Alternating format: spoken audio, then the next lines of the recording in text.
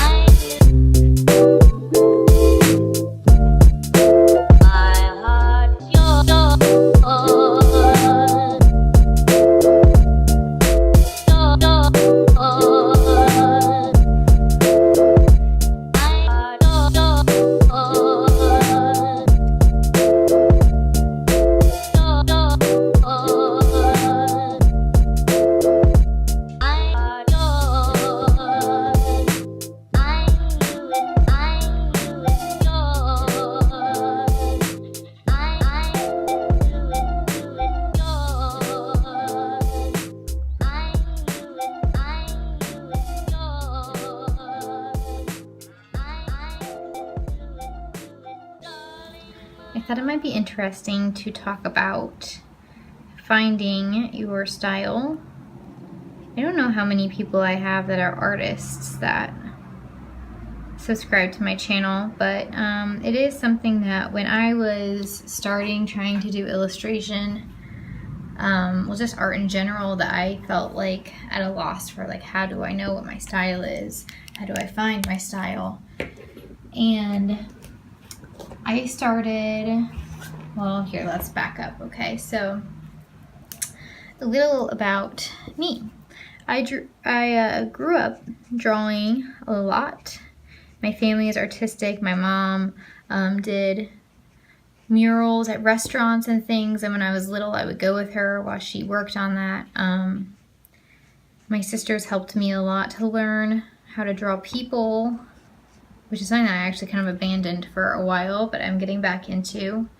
And so I went to college for studio art, which is a, basically it's like kind of like a fine arts degree. I got to focus on whatever I wanted in art. So my focus was painting and drawing, but I also actually did extra printmaking. I don't know, I feel like I did extra of everything. I dabbled in ceramics, I did sculpture, but my primary focus was painting, drawing, printmaking. And in college, I actually struggled a lot because my professors seemed to want very serious, sometimes like sad or depressing artwork. And while that definitely is like fine and it has its place, it's just not what I naturally want to do like other people do. And so I struggled with my subject matter. I would do like a landscape and be called Bob Ross, which is not really a compliment in the art world. Not that he's bad, but just not seen as like a fine artist. And so that was frustrating. My professor called me Bob Ross and a basement painter. A Sunday basement painter, which basically means that you are a hobbyist who paints in their basement and you don't really have enough skill to be a professional, I guess. And that was like a really hurtful kind of thing to say. But I think it helped me build kind of a thicker skin dealing with that kind of thing. And I remember him saying that only out of our 5 people that were in my studio thing, that only like one of us statistically would carry on with their art as a career. And that really freaked me out, and I wanted to like prove that whole statistic wrong, and I wanted to not be the one to give up on it. And I haven't. So I wanted to work really hard, but I will say that after college, I worked as a florist. I was working as a florist for a little bit during college, like during Thanksgiving breaks and stuff like that. It was my first job I ever had, and it was after my freshman year of college I got it. And which is kind of like late, I guess, to have your first job, but that's how it was for me. And that was a fun job. There were a lot of good things about it. It allowed me to use my creativity. I love flowers. I love floral design. I miss flowers. So I do like to get the chance to work with them every so often. With my mom. My mom does wedding flowers sometimes, so I do get to work with them on occasion, which is great. But during that time, I wasn't really drawing very much at all. But in 2015, I kind of started drawing again, and I graduated college in 2014. So it was like a year, really, that I didn't do any kind of serious drawing or even like use a sketchbook that much. But I got a sketchbook, and I started using pen to do my drawings.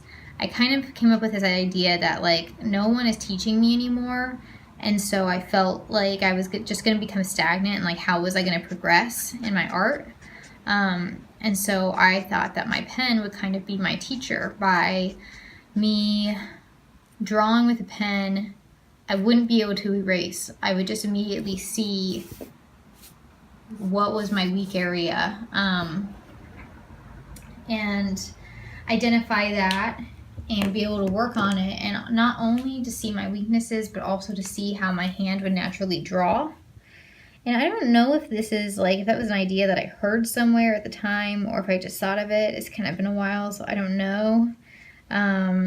But anyway, I think that was seriously helpful, because I gained a lot of confidence with my drawing during that time. Because, I mean, I can tell you that half of my sketchbooks growing up, you flip, and even now sometimes you flip through and it's like every page is a half-drawn face, and I just gave up and I moved on to a next page because I didn't want to erase and have to draw over it. It was like ridiculous. So I have all of these sketchbooks filled with silly things like that. And but I've gotten a lot more confident about what I draw, and when I put my pen to my paper or my pencil to my paper, I feel a lot more confident about what's going to come out of it, because I really learned to understand what it was going to be.